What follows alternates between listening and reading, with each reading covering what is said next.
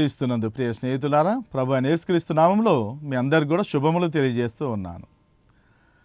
నేటి అంశము మరి రిపబ్లిక్ డే గురించి మరి బైబిల్లో ఏ విధంగా ఉందో మనము చూద్దాం.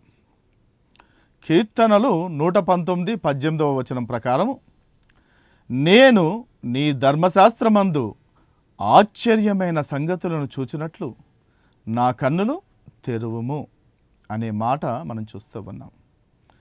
ఈ యొక్క బైబిల్ గ్రంథము ఒక ఆశ్చర్యకరమైనటువంటి ధననిధి. దీనిలో మనం ఎంతగా తవ్వుకుంటూ పోతే అంతగా మనకు కావాల్సిందంతా కూడా దొరుకుతూ ఉంది.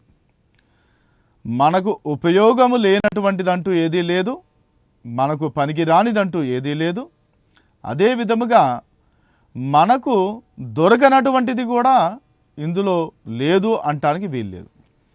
ఆ విధముగా దేవుడు ప్రతి విషయములో కూడా ఆయన తన యొక్క జ్ఞానము చేత ఈ గ్రంథమును మనకిచ్చి వీటి ద్వారా మనతో మాట్లాడుచూ ఉన్నాడు. ఒకనాడు ధర్మశాస్త్రమును బట్టి ఆ ప్రజలకు ఆజ్ఞను నియమించిన దేవుడు ఈనాడు కృపచేత తన కుమారుని ద్వారా పరిశుద్ధాత్మ శక్తి ద్వారా మనతో మాట్లాడుచూ ఉన్నాడు. మనము క్రైస్తవులముగా అధికారుల గురించి, ప్రభుత్వము గురించి, మరి మన దేశము గురించి, ఈ దేశపు పౌరులముగా అందరి కొరకు ప్రార్థించేటటువంటి వారిగాను, అదే విధముగా ఈ దేశములో అందరితో కలిసి సుఖముగాను సౌఖ్యముగాను అందరి మేలులు కోరుతూ జీవించేటటువంటి వారిగా ఉండాల్సిన మరి పరిస్థితి. ఇది దేవుడు నియమించినటువంటి కార్యము.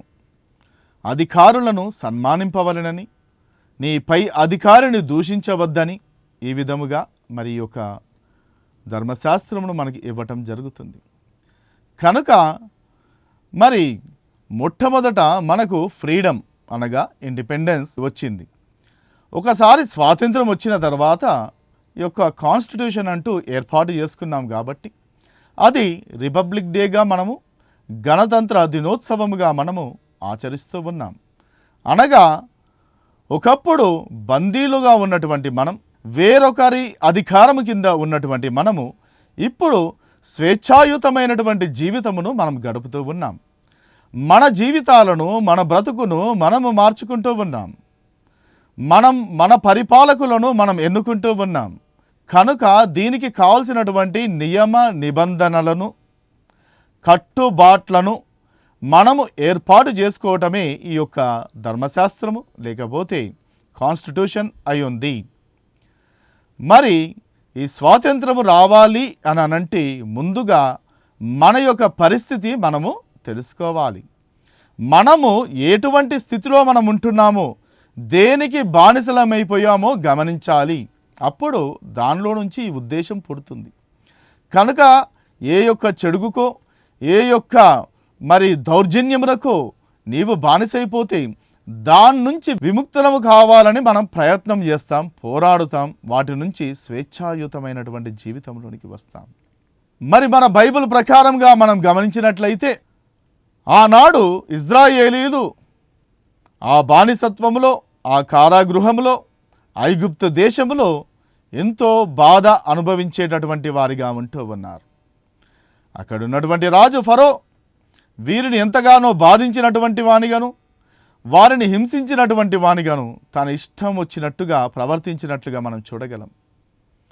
వారు పెట్టినటువంటి మొరకు దేవుడు మోషే నాయకత్వాన్ని అతనికి ఇచ్చి అతని ద్వారా వీరిని ఆ యొక్క బానిస దేశములో నుంచి స్వతంత్ర దేశమైనటువంటి, వాగ్దాన దేశమైనటువంటి ఆ యొక్క పాలు తేనెలు ప్రవహించు దేశములోనికి నడిపించడము జరిగింది. కనుక మొట్టమొదట వారు ఎవరి చేత బాధింపబడుతున్నారో గుర్తించినటువంటి వారు దేవుని వైపు తిరిగినప్పుడు ఆయన ఒక రక్షకునిని వారి మధ్యకు పంపించి అతని ద్వారా వీరిని ఆ యొక్క బానిసత్వము నుంచి విడిపించి మరి అక్కడి నుంచి అరణ్య మార్గము గుండా వారిని నడిపించడం జరిగింది.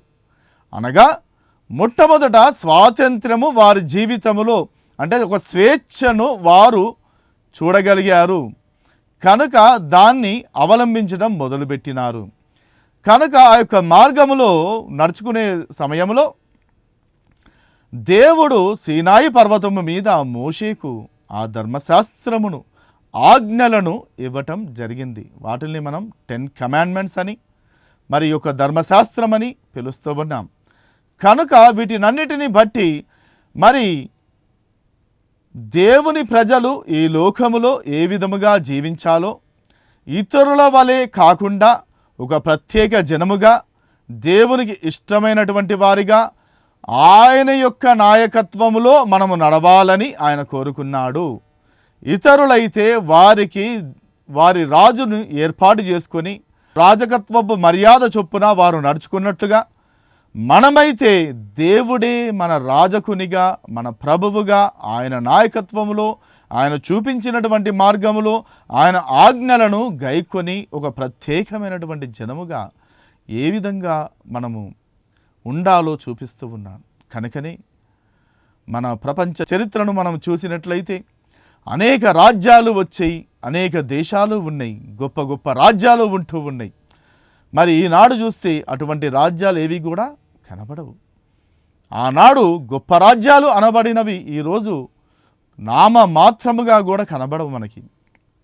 కానీ ఒకప్పుడు హింసింపబడి, బాధింపబడి, ఒక ప్రత్యేక జనముగా గుర్తింపబడి, అక్కడ నుంచి దేవుని చేత నడిపింపబడినటువంటి ఈ ఇజ్రాయేలు జనాంగము అంతకంతకు కూడా మరి రోజు రోజు కూడా ప్రవర్ధమానము చెందుతూ అనుక్షణము కూడా మరి ఎంతగానో బలము పుంజుకొనుచు ఆ యొక్క దేశము ఒక స్వతంత్ర దేశముగా ఏర్పడినట్లుగా, నేటికిని ఆ రాజ్యము ఉన్నట్లుగా మనం చూడగలం. కనుక వారిని దేవుడు ఎందుకు ఆ విధంగా దీవించాడు, ఆ ఉన్నత స్థితి ఎందుకని వచ్చింది అని అంటే, వారు దేవుని యొక్క ఆజ్ఞలను గైకొనుట వలన. అనగా వారే దేవుని ప్రజలు అని కాదు, కానీ దేవుడు వారిని ఒక మార్గదర్శకులుగా, ఒక మాదిరిగా మన ముందర ఉంచుతూ ఉన్నాడు.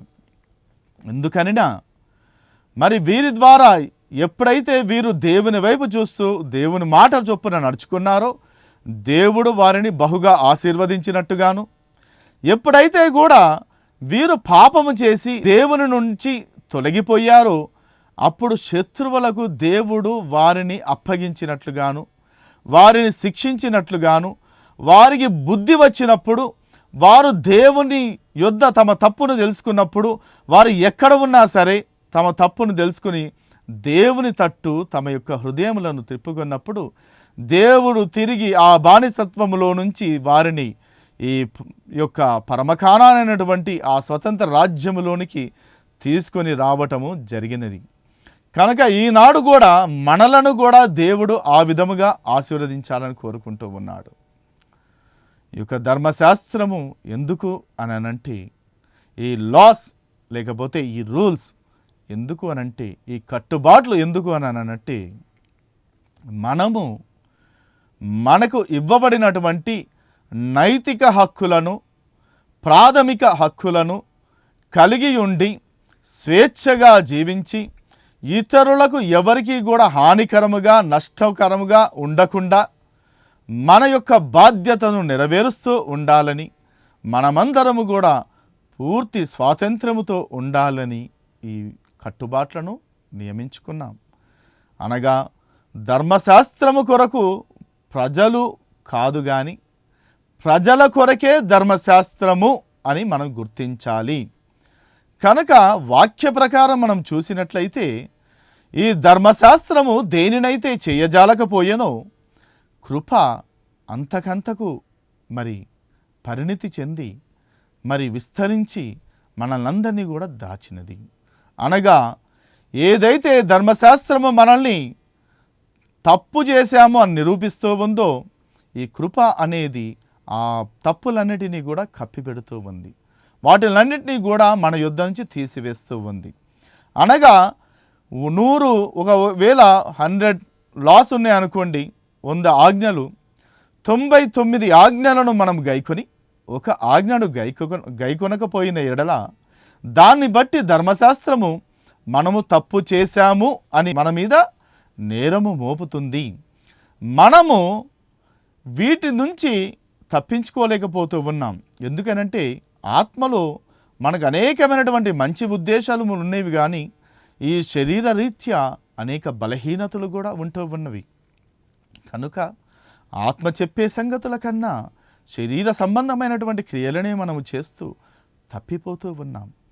కనుక దేవుడు అంటూ ఉన్నాడు, ఆయన కృప ద్వారా, యేసుక్రీస్తు ద్వారా మనము వీటిలన్నింటినీ కూడా, అంటే ధర్మశాస్త్రము ఎక్కడైతే నిన్ను పాపి అని గుర్తిస్తూ ఉందో, నిరూపిస్తూ ఉందో, నిన్ను పాపిగా నిలబెడుతూ ఉందో, దానికి శిక్ష రావాలి అని అంటూ ఉందో, ఒక క్రైస్తవుని జీవితంలో మాత్రము ఏనాడైతే అతను పుట్టుకతో ఒక నిజమైనటువంటి క్రైస్తవం బట్టి కాకుండా అతడు ఎప్పుడైతే కూడా తన పాపములు క్షమింపబడి ఉన్నవని యేసుక్రీస్తు ద్వారా, విశ్వాసము ద్వారా ఆ రక్షణ మార్గములోనికి వచ్చాడో, ఆనాటి నుంచి కూడా ఈ యొక్క పాపమునకు దాసునిగా కాకుండా స్వేచ్ఛాయుతమైనటువంటి క్రీస్తు యేసు అనుగ్రహింపబోచున్నటువంటి ఆ మహిమ లోకములోనికి, ఆ పరలోకములోనికి రాజ్యవాసులనుగా ఆయన చేసుకొనుట ద్వారా మనమందరము కూడా స్వేచ్ఛగా అబ్బా, తండ్రి, నాయన అని ఆయన కుమారులమైనట్టుగా ఆయనను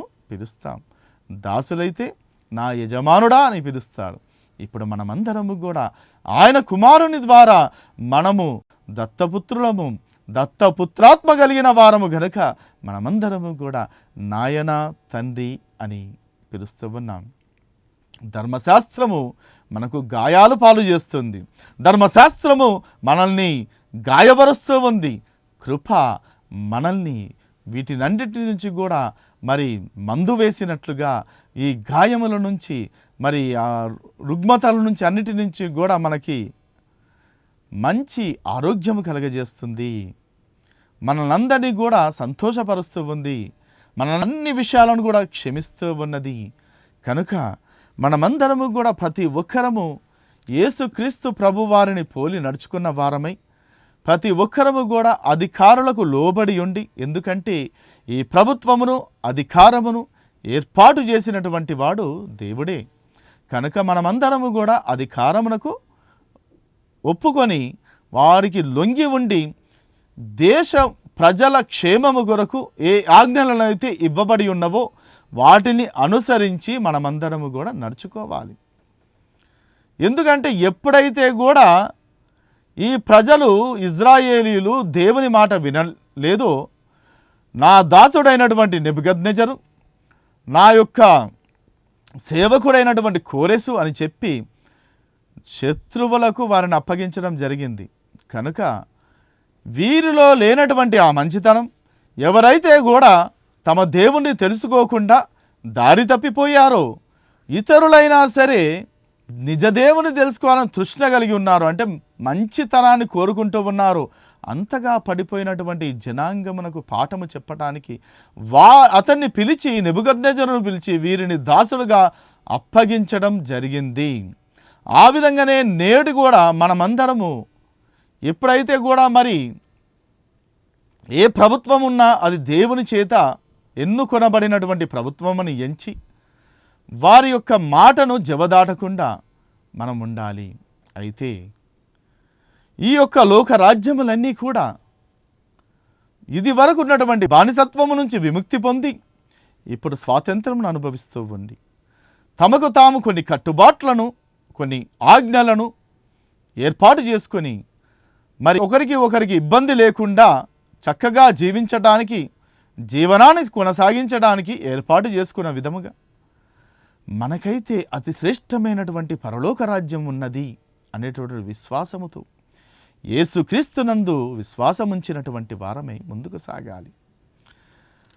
మరి అన్యులకు యేసుక్రీస్తు ప్రభువారు దేవుడు కాడా, మన దేవుడు వారికి దేవుడు కాడా అంటే రోమా 2:14 చూస్తే, ధర్మశాస్త్రము లేని అన్యజనులు స్వాభావికముగా ధర్మశాస్త్ర సంబంధమైన క్రియలను చేసిన ఎడల వారు ధర్మశాస్త్రము లేని వారైనను తమకు తామే ధర్మశాస్త్రమైనట్టు ఉన్నారు. అట్టి వారి మనస్సాక్షి కూడా సాక్ష్యమిచ్చుచుండగను వారి తలంపులు ఒకదాని మీద ఒకటి తప్పు మోపుచు లేక తప్పు లేదని చెప్పుచుండగను ధర్మశాస్త్ర సారము తమ హృదయముల యందు రాయబడినట్టు చూపుచున్నారు. అనగా ధర్మశాస్త్రము ఇవ్వబడినటువంటి అన్యులైన నిజ దేవుణ్ణి తెలుసుకోవాలనుకున్నప్పుడు, ఆయనను కలుసుకోవాలని ఆశ కలిగినప్పుడు వారి జీవితంలో కూడా ప్రతి ఒక్కరి హృదయంలో కూడా దేవుడు తన పరిశుద్ధాత్మను ఉంచుతూ ఉన్నాడు. ఆ ఆత్మ ద్వారా పలుకుచూ ఉన్నాడు. కానీ ఆ ఆత్మ నేర్పు సంగతులను గ్రహించక ఈ శరీరము, ఈ మనస్సు చెప్పేటటువంటి సంగతుల గురించి మనము ఆలోచన చేస్తున్నాము. కాబట్టి ఆ నిజదేవుని తెలుసుకోలేకపోతున్నారు అనేక మంది. కానీ ఎప్పుడైతే ఈ ఆత్మానుసారముగా ఆత్మ నేర్పు సంగతులతో సరిచూచుకున్నప్పుడు అది కరెక్టా కాదా అని దేవుడే మనకు తెలియజేస్తాడు. అటువంటి కార్యము దేవుడు చేస్తూ ఉన్నాడు.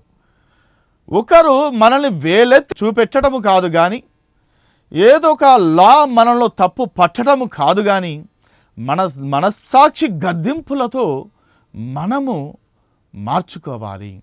మనస్సాక్షే మన మీద నేరము మోపుచూ ఉన్నదంటే అది తప్పు అని తెలుసుకొని, మన మనస్సాక్షి మన మీద ఎటువంటి నేరము మోపకుండా రుజువు చేసినప్పుడు అది దైవ నియమం అని చెప్పి అది ఆ ఆజ్ఞ చొప్పున నడుచుకోవటానికి మనం ప్రయత్నం చేయాలి.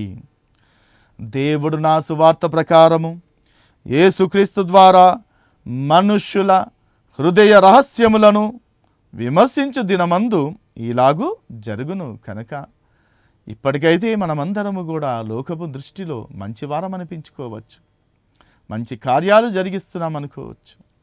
కానీ ఆ న్యాయపీఠము ముందర నిలబడినప్పుడు, ఆయన ముందర ఉన్నప్పుడు మన హృదయంలోని ప్రతి ఆలోచనను కూడా ఆయన బయటికి తీసుకుని వస్తాడంట.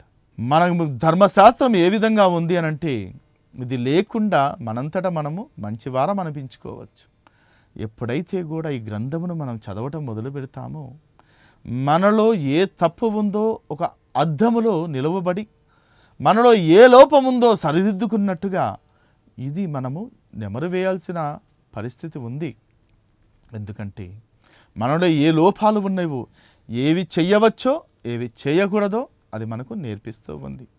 కానీ అది చేయలేనటువంటి పనిని కృపనే చేస్తూ ఉంది. ఈరోజు మనం కృపాకాలంలో ఉంటూ ఉన్నాం. ధర్మశాస్త్రం వలన పాపమనగా ఎట్టిదో తెలియపరచబడుచున్నది. కనుక ఈ ధర్మశాస్త్రం వలన మనం పాపం అంటే ఏంటో తెలుసుకుంటున్నాం. కానీ ధర్మశాస్త్ర సంబంధమైన క్రియలు లేకుండా విశ్వాసము వలననే మనుషులు నీతిమంతులుగా తీర్చబడుచున్నారు.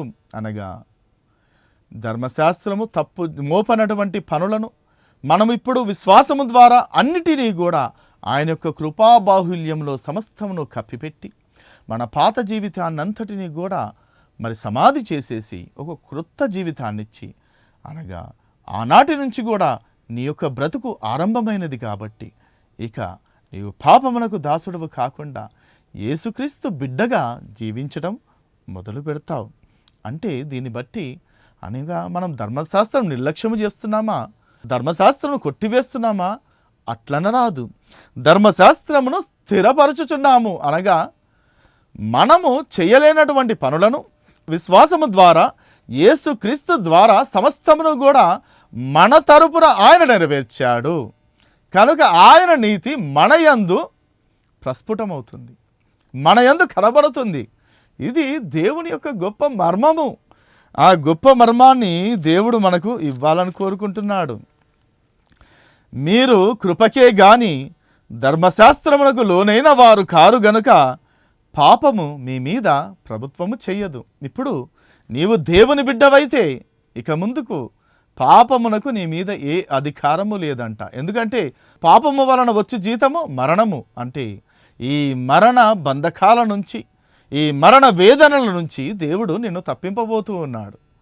కనుక శాశ్వతమైనటువంటి నిత్య నివాసియు పరవాసియునైనటువంటి మన ప్రభువు యొద్దకు చేర్చి ఎల్లప్పుడూ కూడా యుగయుగములు కూడా ఏ క్షీణత, ఏ అక్షయత, ఏ బలహీనత, ఏ రోగము, ఏ రొస్టు, ఏ నష్టము, ఏ కష్టము లేనటువంటి ఆ శ్రేష్టమైనటువంటి దేశములోనికి, దేవాది దేవుడు తానే ప్రభువుగా, తానే తన కట్టడలను, తన యొక్క కృపను మన మీద ఉంచి నడిపించేటటువంటి ఆ యొక్క రాజ్యములోనికి, ఆయన నిత్య నివాసము స్థానములోనికి మనం ప్రవేశించేటట్టు ఆయన చేస్తూ ఉన్నాడు. కనుక ఇక్కడ మనం గమనించినట్లయితే ఒకప్పుడు పాపమును ఆధారము, ఈ పాపమునకు ఆధారం ఏమిటి అంటే ఆజ్ఞనే. మనము ఏదైనా తోటలో కూడా చూసినప్పుడు ఆ సమస్తాన్ని దేవుడు మంచిదిగా చేసి ఆదాము అవ్వకి ఇచ్చాడు, అప్పుడు పాపం లేదు. కానీ ఎప్పుడైతే ఆజ్ఞని ఇచ్చాడో అప్పుడు ఈ పాపము అందులో రావటానికి ప్రయత్నం చేసింది. అంటే ఎప్పుడైతే కూడా నీవు ఏదైతే చేయకూడదు అని దేవుడు ఆజ్ఞ ఇచ్చాడో దాన్ని ఆధారం చేసుకొని అదే వీరు చేసే విధంగా మరి చేసింది. మరి దీన్ని బట్టి మనం ఏమంటాం? ధర్మశాస్త్రం వలన అంటే ఆజ్ఞ వలన మనలోనికి పాపం వచ్చిందంటామా? అట్లనరాదు. అప్పుడు మనకి ఏ విధంగా కనబడుతుందంటే అప్పుడు జీవార్థమైన ఆజ్ఞ నాకు మరణార్థమైనట్టు కనబడను. అంటే మన మంచికి చెప్పినటువంటి ఆజ్ఞ, మన శ్రేయస్సు కొరకు చెప్పినటువంటి ఆజ్ఞ మనకు ప్రస్తుత కాలంలో ఎలా కనబడుతుందంటే అది మరణార్థమైనట్టుగా మనం శిక్షించే విధముగా ఉంది.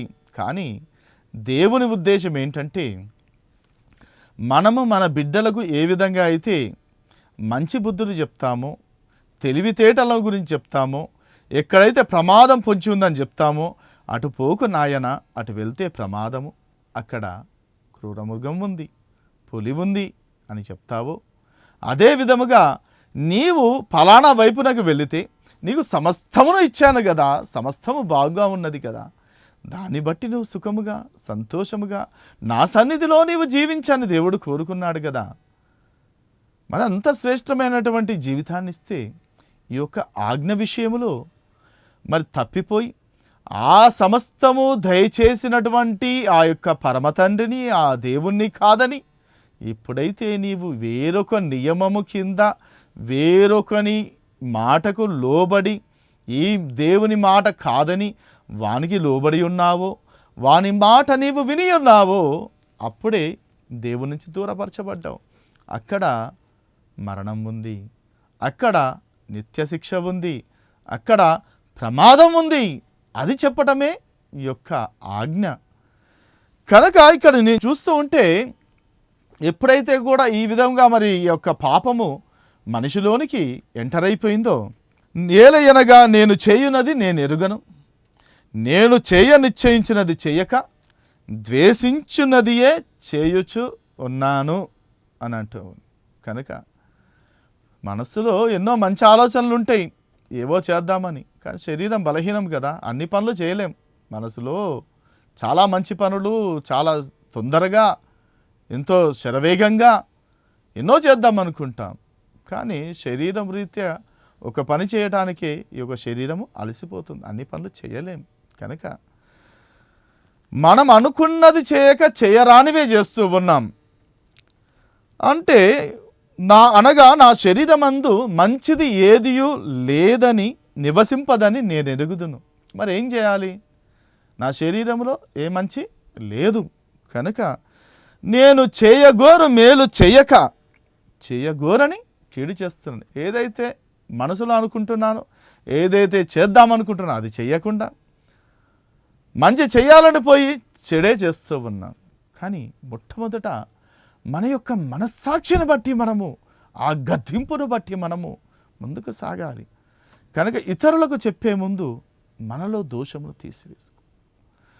కనుక మనలో దోషారోపణ లేకుండా చూసుకున్నప్పుడు మనం చెయ్యాలనుకున్నటువంటి మేలు చేస్తాం. ఇది శరీర సంబంధము కాబట్టి. కానీ ఆత్మ సంబంధముగా దేవుడు చూపించినటువంటి మార్గంలో వెళ్ళినప్పుడు మనకు శ్రమ అయినను, హింస అయినను, కరువైనను ఏది కలిగినా కూడా అన్నిటినీ కూడా ఒక క్రీస్తు దాసునిగా, క్రీస్తు సేవకునిగా నీవు వాటిని సహించి వహించి దేవుని నిమిత్తము, ఇతరుల నిమిత్తము నీవు మేలే చేస్తావు.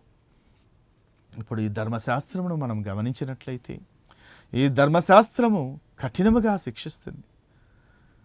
ఎందుకు అనంటే ఈరోజు కూడా మనం చూస్తుంటే ఈ లా అనేది, ఈ న్యాయ విధి మనం గమనించినట్లయితే న్యాయస్థానం వారికి తీర్పు తీర్చి వారిని కఠినంగా శిక్షించి వారిని జైల్లో పెట్టడమో కారాగృహంలో పెట్టడమో ఏదైనా సమాజానికి దూరంగా ఉంచడమో జరుగుతుంటుంది. ఎందుకు అనంటే ఈ యొక్క శిక్ష వీరిని మార్చలేకపోతుంది, కానీ కనీసము వీరి వలన సమాజానికి ప్రమాదము కలగకూడదని చెప్పి వీరిని సమాజానికి దూరముగా ఉంచుతూ ఉంది. వీరి వలన సమాజానికి చాలా మరి గడ్డు పరిస్థితులు రానయ్యున్నవని చెప్పి వీరిని తీసుకెళ్ళి శిక్షిస్తూ ఉంది. అయినా కూడా ఈ శిక్ష వలన ఎందరూ మార్పు నొందుతూ ఉన్నారు, ఎందరూ పరివర్తన చెందుతూ ఉన్నారు. వీటి వలన ప్రయోజనం లేదు, కొంతకాలం వెళ్తూ ఉంది. కానీ ఒక సువార్తికుడు ఈనాడు అతనికి ఉన్నటువంటి అనేకమైనటువంటి ఆ యొక్క సువార్తల భాగంలో ఈ యొక్క జైల్ మినిస్ట్రీ కూడా చేస్తూ ఆ నేరగాళ్ళ యొద్దకు వెళ్ళి వారికి మారు మనస్సు గురించి, పశ్చాత్తాపము గురించి, పాప క్షమాపణ గురించి తెలియజెప్పి మీరందరూ కూడా రక్షింపబడ్డారని చెప్పి, ఎవరైతే కూడా సమాజానికి ప్రమాదకరముగా ఉన్నారో వారే బయటికి వచ్చినప్పుడు ఒక నూతనమైనటువంటి వ్యక్తిగా, ఒక నిజమైనటువంటి మానవునిగా పరివర్తన చెంది మరి ఎప్పుడైతే కూడా స్వార్థ ప్రకటింపబడుతుందో ఆ బండ లాంటి హృదయము, ఆ కఠిన పాషాణ హృదయాన్ని ఆ సువార్త కరిగించి వేసి మెత్తనపు మైనము వలె మాంసపు హృదయాన్ని ఆ యొక్క హృదయంలో ఉంచి దాని మీద చేతితో రాసినటువంటి, సిరాతో రాసినటువంటి మీ యొక్క ఆజ్ఞల రూపకమైనటువంటి ధర్మశాస్త్రమును బట్టి కాకుండా దేవుడే తన చేరాతితో ఆ యొక్క మెత్తని మాంసం అనేటటువంటి ఆ హృదయము మీద ఆ యొక్క అక్షరాలను, ఆ న్యాయమును రాస్తూ ఉన్నాడు.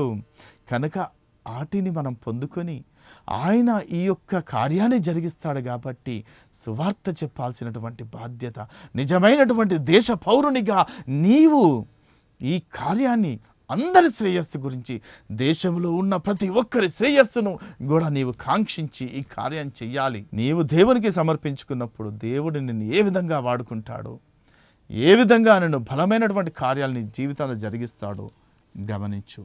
ప్రభువు మిమ్మల్ని దీవించి ఆశీర్వదించును గాక. ఆమేన్. ప్రార్థన చేసుకుందాం. పరిశుద్ధుడా, ప్రేమ కలిగిన మా పరలోకపు తండ్రి, మీకే వందనములు, స్తుతులు, స్తోత్రం తండ్రి.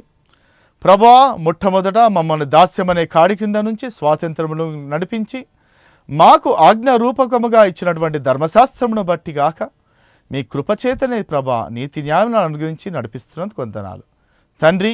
ఈ కార్యక్రమమును ప్రభానైనా స్పాన్సర్ చేయడానికి ప్రేరేపించినటువంటి బిఎన్ విజయ్ కుమార్ గారిని, మరి అతని వారి కుటుంబాలను నజరేయుడైన యేసుక్రీస్తు నామం ప్రార్థన చేయుచున్నాం పరమ తండ్రి.